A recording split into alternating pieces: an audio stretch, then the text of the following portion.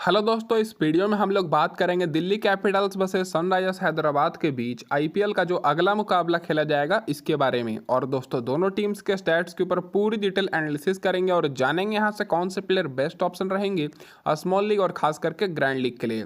तो दोस्तों बहुत ही बड़ा मुकाबला रहेगा क्योंकि एक तरफ है दिल्ली जो कि कमबैक कर रही है और दूसरी तरफ है हैदराबाद की टीम जो कि बहुत ही अच्छे फॉर्म में है, खास करके इनके बैट्समैन।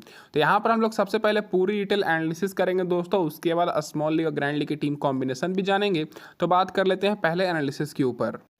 तो दोस्तों 35वां मुकाबला है आईपीएल सीजन का और गौर कीजिएगा ये मुकाबला अरुण जेटली स्टेडियम दिल्ली में खेला जाएगा जो कि दिल्ली कैपिटल्स का होम ग्राउंड है और इस सीजन का यह पहला मुकाबला है जो कि ये ग्राउंड पर खेला जाएगा।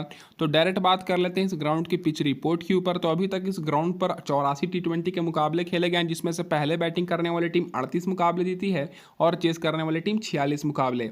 एवरेज स्कोर इस ग्राउंड पर 165-170 के आसपास आपको देखने को मिलेगा। हाईएस्ट स्कोर यहाँ पर दिल्ली कैपिटल्स ने 231 रन का बनाया हुआ है और लोएस्ट स्कोर भी इन्हीं का है दोस्तों, क्योंकि ये इनका होम ग्राउंड है। तो ज़्यादातर मुकाबले दिल्ली अपना होम ग्राउंड पर खेली है। और स्कोरिंग पैटर्न देखा जाए तो दोस्तों 22 बार यहाँ पर लो स्कोरिंग मैच हुआ है। 150 और 170 के बीच में 23 बार मुकाबला हुआ है। 170 और 190 के बीच में 22 बार स्कोर बना है और 190 के ऊपर भी 17 बार स्कोर जा चुका है। और जो रिसेंट के 3 मुकाबले खेले गए हैं दोस्तों, पिछले साल के पिछला दोनों मुकाबला यहाँ पर पहले बैटिंग करते हुए टीम जीती है और दिल्ली कैपिटल्स भी 7 विकेट से रिसेंट में जीत कर आ रही है। और रिसेंट के जो 3 मुकाबले में फास्ट बॉलर को मिली है दोस्तों 20 विकेट और स्पिनर्स को 13 विकेट। तो इस ग्राउंड पर दोस्तों फास्ट बॉलर को तो मदद मिलती ही है, साथ में स्पिनर को भी। लेकिन इंटरेस्टिंग बात यहाँ पर यह है कि फर्स्ट इनिंग में स्पिनर्स को बिल्कुल भी मदद नहीं मिलती है। फर्स्ट इनिंग में अभी तक फास्ट बॉलर ने लिया है 10 विकेट और स्पिनर्स ने 3 विकेट और सेकेंड इनिंग में दोस्तों फास्ट बॉलर और स्पिनर्स को 10-10 विकेट मिली है। तो जो भी टीम पहले बॉलिंग कराएगी उनके आपको स्पिनर्स पर उतना फोकस नहीं करना है। अब इसके बाद बात कर लेते हैं हेड टू हेड रिकॉर्ड्स के ऊपर। तो दोनों टीम्स के बीच अभी तक आईपीएल के इतिहास में 23 मुकाबले हुए हैं। दिल्ली कैपिटल्स 11 बार बाजी मारी है और हैदराबाद 12 बार। और वहीं पिछले साल 2 मुकाबला हुआ था, एक मुकाबला हैदराबाद जीती थी 9 रन से और दिल्ली कैपिटल्स 7 रन से। रिसेंट फॉर्म तो आप सभी को पता ही है दोस्तों, पिछला दोनों मुकाबला दिल्ली जीत कर आ रही है और 7 में से मात्र 3 ही मुकाबला जीती है और हैदराबाद दोस्तों 6 में से 4 मुकाबला जीती है और बहुत ही अच्छे फॉर्म में है। अब इसके बाद डायरेक्ट बात कर लेते हैं क्या रहेगी इस मुकाबले में दिल्ली कैपिटल्स की प्लेइंग 11। तो इधर से आप सभी को डेविड वार्नर के साथ पृथ्वी शॉ ओपनिंग करते हुए दिख सकते हैं और डेविड वार्नर इस मुकाबले में कमबैक जरूर करेंगे। नहीं अगर खेलते हैं तो इनकी जगह पर सुमित कुमार ही एज ए इंपैक्ट प्लेयर के तौर पर खेलते हुए दिखेंगे। तीसरे नंबर पर मैकगुर्ग, उसके बाद Rishabh Pant, Tristan Stubbs, Shai Hope, Akshar Patel, Kuldeep Yadav, Mukesh Kumar और ईशांत शर्मा और 11 नंबर पर खलील अहमद और अभिषेक पोरल आपको एक बार फिर से टॉप ऑर्डर में बैटिंग करते हुए दिखेंगे। और बात कर लेते हैं तो स्टार्टिंग में ईशांत शर्मा और खलील अहमद बॉलिंग कराएंगे और आखिरी कवर में मुकेश कुमार और ईशांत शर्मा। और पिछले मुकाबले में दिल्ली के बॉलर्स क्या ही शानदार दोस्तों ऑल आउट कर दिए थे गुजरात के बैट्समैन को, तो आपको याद ही होगा। तो सबसे पहले बैट्समैन की रिकॉर्ड की बात करें तो रिसेंट में देखा जाए तो डेविड वार्नर लगातार 6 मुकाबले खेलने के बाद पिछला मुकाबला नहीं खेले, तो इनका रिकॉर्ड तो अच्छा ही है और अगर इस मुकाबले में फिट होते हैं तो जरूर खेलेंगे। पृथ्वी शॉ की बात करें तो रिसेंट में इनका रिकॉर्ड बहुत ही अच्छा है दोस्तों, 43 रन, 66 रन और 32 रन का स्कोर किए हैं और पिछले मुकाबले में फ्लॉप हो गए थे। लेकिन इस मुकाबले के लिए बहुत ही इंपॉर्टेंट पिक रहेंगे क्योंकि ये इनका होम ग्राउंड है और इस ग्राउंड पर पृथ्वी शॉ का रिकॉर्ड बहुत ही बेहतरीन है। मैकगुर्ग की बात करें तो अभी तक बहुत ही शानदार परफॉर्मेंस दिखाए हैं, पिछले मुकाबले में 20 रन बनाने पाए हैं। तो इस मुकाबले के लिए दोस्तों पृथ्वी शॉ और मैकगुर्ग दोनों ही ओपनिंग करेंगे। अगर डेविड वार्नर नहीं खेलते हैं तो ये दोनों आप लोग के लिए स्मॉल लीग के लिए इंपॉर्टेंट पिक रहेंगे। मिडिल ऑर्डर से बात करें तो अभिषेक पोरल का कंटिन्यूअस अभी देखा जाए तो कंफर्म नहीं है कि ये टॉप ऑर्डर में ही आएंगे बैटिंग करने। पिछले मुकाबले में तो उतना ज़्यादा स्कोर नहीं था, इसीलिए इनको मैनेजमेंट पहले भेज दी थी, नहीं तो इनका बैटिंग पोजीशन फिक्स नहीं है, तो ये उतने ज़्यादा सेफ ऑप्शन नहीं रहेंगे। ऋषभ पंत की बात करें तो पिछले मुकाबले में 16 रन नॉट आउट बनाए थे और विकेट कीपिंग से ज़्यादा पॉइंट दिए थे, तो ऋषभ पंत भी सेफ ऑप्शन रहेंगे। रिसेंट में 51 रन, 55 रन और 41 रन की पारी खेले हैं। साई होप की बात करें तो पिछले मुकाबले में 19 रन बनाए, तो ये भी दोस्तों ज़्यादातर ग्रैंड लीग के लिए ही इंपॉर्टेंट रहेंगे क्योंकि इनका भी बैटिंग ऑर्डर अभी कंफर्म नहीं है। और दिल्ली की शुरू से अगर आप लोग देखिएगा स्टैट्स उठाकर तो टॉप ऑर्डर के बैट्समैन कंफर्म ही नहीं है कि कौन आएगा पहले कौन आएगा बाद में। और नीचे से बात करें तो ट्रिशान स्टॉप्स दोस्तों पिछले मुकाबले में इनको बैटिंग करने का मौका मिला था, जो कि यहाँ पर आप लोग देख सकते हैं। सॉरी दोस्तों, पिछले मुकाबले में ट्रिसानो स्टोक्स को बैटिंग करने का मौका नहीं मिला था और इनका दोस्तों बॉलिंग से 2 विकेट लिए थे। तो ट्रिसानो स्टोक्स दोस्तों एक मुकाबले में आए थे फर्स्ट डाउन, फिर इनका पिछले मुकाबले में तो मौका भी नहीं मिला। तो टॉस के बाद ये इंपॉर्टेंट रहेंगे क्योंकि बैटिंग से तो अच्छे फॉर्म में है, लेकिन पिछले मुकाबले में बॉलिंग से विकेट दिए थे। अक्षर पटेल एज अ बॉलर ही आप लोग इनको लेकर चलिएगा। अब बात कर लेते हैं दोस्तों बॉलिंग सेक्शन से। तो यहाँ पर मैं आपको बता दूं कि इस मुकाबले के लिए जो सबसे इंपॉर्टेंट बॉलर रहेंगे कुलदीप यादव, खलील अहमद और मुकेश कुमार, इन तीनों पर आपको ज़्यादा फोकस करना है। और अगर दिल्ली की टीम सेकेंड इनिंग में बॉलिंग कराती है तो यहाँ पर आप लोग अक्षर पटेल को भी फोकस कर सकते हैं क्योंकि स्पिन बॉलर है और सेकेंड इनिंग में दोस्तों यहाँ पर स्पिनर्स को काफ़ी मदद मिलती है। पिछले मुकाबले में दोस्तों मुकेश कुमार को 3 विकेट मिली और अभी तक मुकेश कुमार 4 ही मुकाबले खेले हैं और 4 मुकाबले में 8 विकेट ले चुके हैं, लेकिन फिर भी इनको बहुत ही कम लोग लिए हुए हैं। तो ट्रम्प प्लेयर रहेंगे आप लोग के लिए मुकेश कुमार इस मुकाबले के लिए। और खलील अहमद शुरू से ही विकेट लेते आ रहे हैं तो सेफ ऑप्शन रहेंगे। बाकी कुलदीप यादव पर आप लोग यहाँ पर ले सकते हैं स्मॉल लीग के साथ, ग्रैंड लीग में पिछले मुकाबले में इनको विकेट नहीं मिली। ईशांत शर्मा भी दोस्तों थोड़े महंगे साबित हो जाते हैं कभी कभी, और पिछले मुकाबले में तो 2 विकेट चटकाए थे, लेकिन ये भी सेफ ऑप्शन नहीं रहेंगे। और ट्रिसानो स्टोक्स की बात करें तो एक ओवर में 2 विकेट मिली थी एज अ बॉलर दोस्तों, पिछले मुकाबले में विकेट लिए। तो ये भी दोस्तों स्मॉल लीग ग्रैंड लीग के लिए इंपॉर्टेंट पिक रहेंगे क्योंकि हर बार ये बॉलिंग नहीं कराते हुए दिखेंगे आपको। अब इसके बाद बात कर लेते हैं हैदराबाद की क्या रहेगी इस मुकाबले में प्लेइंग 11। तो इधर से आपको ट्रेविस हेड के साथ अभिषेक शर्मा ओपनिंग करते दिखेंगे, फिर एडन मार्करम, फिर Nitish Reddy, Heinrich Klaasen, Shahbaz Ahmed, Abdul Samad, Pat Cummins, Bhuvneshwar Kumar, Jaydev Unadkat, Natarajan और मयंक मार्कंडे। स्टार्टिंग में पैट कमिंस और भुवनेश्वर कुमार बॉलिंग कराएंगे और आखिरी ओवर में नटराजन और जयदेव उनडकट। अब बात कर लेते हैं इन सारे प्लेयर्स के रिसेंट परफॉर्मेंस के ऊपर। तो इधर से दोस्तों बोलने की तो बात ही नहीं है। पिछले मुकाबले में ट्रेविस हेड 102 रन शानदार पारी खेले, अभिषेक शर्मा भी 34 रन की पारी खेले और एडन मार्करम 32 रन की, क्लासन 67 रन और अब्दुल समद 10 गेंद में ही 37 रन नॉट आउट की पारी खेले। तो टॉप ऑर्डर पर ही आपको ज़्यादातर फोकस करना है हैदराबाद के प्लेयर्स और खास करके दोस्तों Abhishek Sharma, Travis head, Markram और क्लासन, इन चारों को तो आपको अपनी टीम में रखना ही रखना है। और अगर आप लोग ग्रैंड लीग की टीम बना रहे हैं तो ग्रैंड लीग में अभिषेक शर्मा को ड्रॉप करके आप लोग दोस्तों बॉलर को रख सकते हैं क्योंकि अभिषेक शर्मा कभी कभी दोस्तों फ्लॉप हो जा रहे हैं। रिसेंट में देखा जाए तो दोस्तों 16 रन ही बनाने पाए हैं एक मुकाबले में और बाकी सारे मुकाबले में देखा जाए तो ठीक ठाक परफॉर्मेंस तो किए ही हैं। तो आप लोग अभिषेक शर्मा और क्लासेन पर दोस्तों थोड़ा बहुत कह सकते हैं कि रिस्क ले सकते हैं, लेकिन आप लोगों के लिए सबसे इंपॉर्टेंट रहेंगे ट्रेविस हेड और मार्करम जो कि कंटिन्यूस फॉर्म में है। और आप लोग स्मॉल लीग में दोस्तों टॉप ऑर्डर के चारों को लेकर चलिएगा। लोडर से बात करें तो अब्दुल समद को ज़्यादा मौका मिला नहीं है क्योंकि टॉप ऑर्डर बहुत ही अच्छे फॉर्म में है, तो ये दोस्तों ग्रैंड लीग के लिए इंपॉर्टेंट रहेंगे। नीतीश रेड्डी पिछले मुकाबले में बैटिंग करने को मौका ही नहीं मिला और इससे पहले फर्स्ट डाउन आए थे बैटिंग करने और 64 रन बनाए थे, तो ये भी बहुत ही अच्छे फॉर्म में है और पिछले मुकाबले में बॉलिंग नहीं कराए थे।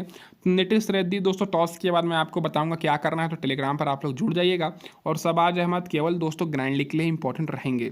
अब इसके बाद बॉलर्स की बात करें तो पिछले मुकाबले में हैदराबाद के बॉलर्स भी महंगे साबित हुए थे क्योंकि आप सभी को पता ही है कि आरसीबी चेज करते करते रह गई थी। पैट कमिंस को 3 विकेट मिली थी, मयंक मार्कंडे को 2 विकेट और नटराजन को 1 विकेट। तो इस मुकाबले के लिए पैट कमिंस तो इंपॉर्टेंट रहेंगे ही। बाकी भुवनेश्वर कुमार केवल ग्रैंड लीग के लिए क्योंकि महंगे साबित हो जाते हैं और इनको ज़्यादा विकेट नहीं मिल रही है। और यहाँ पर आप लोग मयंक मार्कंडे पर फोकस कर सकते हैं सेकेंड इनिंग में। नटराजन और पैट कमिंस पर आप लोग को ज़्यादा फोकस करना है और उसके बाद जयदेव उनडकट भी ग्रैंड लीग के लिए, शहबाज अहमद भी ग्रैंड लीग के लिए और नीतीश रेड्डी भी ग्रैंड लीग के लिए। तो दोस्तों बॉलिंग से देखा जाए तो हैदराबाद की तरफ से 2 ही बॉलर हैं जो कि कंटिन्यूस विकेट ले रहे हैं, पैट कमिंस और नटराजन, और ये सेफ ऑप्शन रहेंगे। बाकी भुवनेश्वर कुमार, मयंक मार्कंडे पर, भुवनेश्वर कुमार पर आप लोग फोकस कर सकते हैं और मयंक मार्कंडे पर सेकंड इनिंग में, बाकी सारे ग्रैंड लीग के लिए रहेंगे।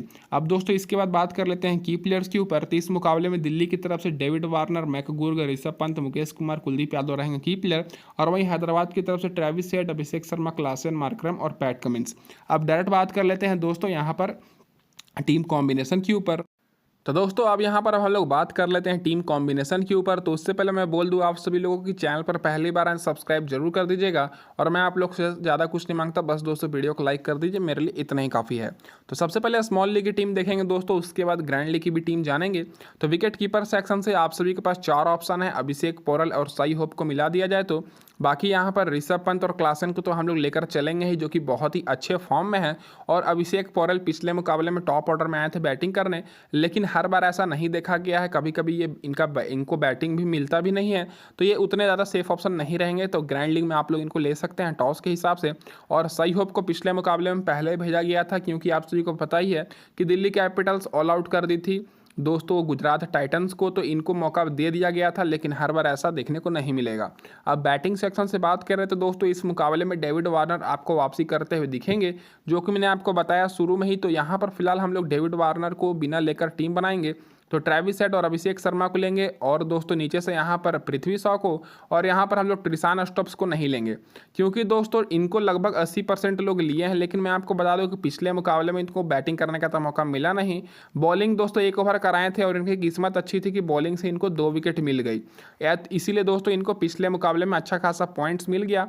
तो दोस्तों यहाँ पर हम लोग इनकी जगह पर मैक गुरु को लेकर चलेंगे, जो कि अभी तक एक मुकाबले में अर्धशतकीय पारी खेल चुके हैं और पिछले मुकाबले में 200 के स्ट्राइक रेट से रन बना रहे थे, लेकिन आउट हो गए।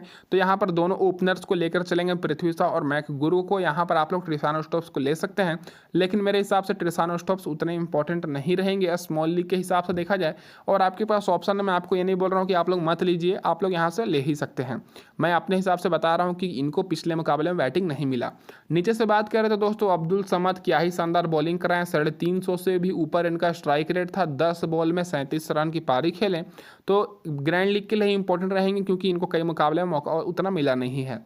अब ऑलराउंडर सेक्शन से बात की जाए तो यहाँ पर दोस्तों सबसे पहले मार्करम को लेंगे, और मार्करम को ही लेकर चलेंगे, क्योंकि दोस्तों मार्करम बॉलिंग तो करा नहीं रहे हैं और बैटिंग से अच्छा फिनिश कर ले रहे हैं हर मुकाबले में। और हर मुकाबले में दोस्तों ज़्यादातर मुकाबले में ड्रीम टीम में शामिल है, देख ही सकते हैं। तो मार्करम को अगर आप लोग नहीं लेना चाहते हैं तो इनकी जगह पर नीतीश रेड्डी को ले सकते हैं, नहीं तो यहाँ पर अब्दुल समद को। लेकिन मेरे हिसाब से मार्करम इंपॉर्टेंट रहने वाले हैं, तो इसीलिए यहाँ पर मैं इनको लेकर चल रहा हूँ। बाकी दोस्तों नीतीश रेड्डी इससे पहले मुकाबला देखा जाए तो दोस्तों उसमें आए थे फर्स्ट डाउन बैटिंग करने, लेकिन पिछले मुकाबले में बैटिंग करने का मौका नहीं मिला। तो जैसा कि मैंने आपको बताया कि कुछ प्लेयर्स हैं जिनको दोस्तों टीम एक्सपेरिमेंट कर रही है, उनको आँख मतलब देख रही है कैसे खेल रहे हैं, लेकिन उनका भी बैटिंग पोजीशन कंफर्म नहीं है। तो उसी हिसाब से नीतीश रेड्डी भी कंफर्म नहीं रहेंगे, टॉस के बाद ही आपको पता चलेगा कब ये आएंगे बैटिंग करने। इसीलिए आप सभी लोग टेलीग्राम पर जुड़ जाइए, लिंक मैंने डिस्क्रिप्शन में दिया हुआ, वहीं पर आप सभी को फाइनल टीम मिलेगी। शहबाज अहमद ग्रैंड लीग के लिए रहेंगे, सुमित कुमार का खेलने का कम चांस है। तो यहाँ पर हम लोग अक्षर पटेल की बात करें तो अगर दोस्तों दिल्ली कैपिटल सेकेंड इनिंग में बॉलिंग कराएगी, तब दोस्तों यहाँ पर हम लोग इनको लेकर चलेंगे। फिलहाल अक्षर पटेल को नहीं लेंगे, क्योंकि यहाँ पर आपको काफ़ी बॉलर्स दिखेंगे जो कि अच्छे फॉर्म में हैं, खास करके दिल्ली की तरफ से। तो यहाँ पर सबसे पहले हम लोग खलील अहमद और कुलदीप यादव को लेंगे, जो कि बहुत ही अच्छे फॉर्म में हैं। उसके बाद पैट कमिंस को यहाँ पर मैं लेकर चलूँगा।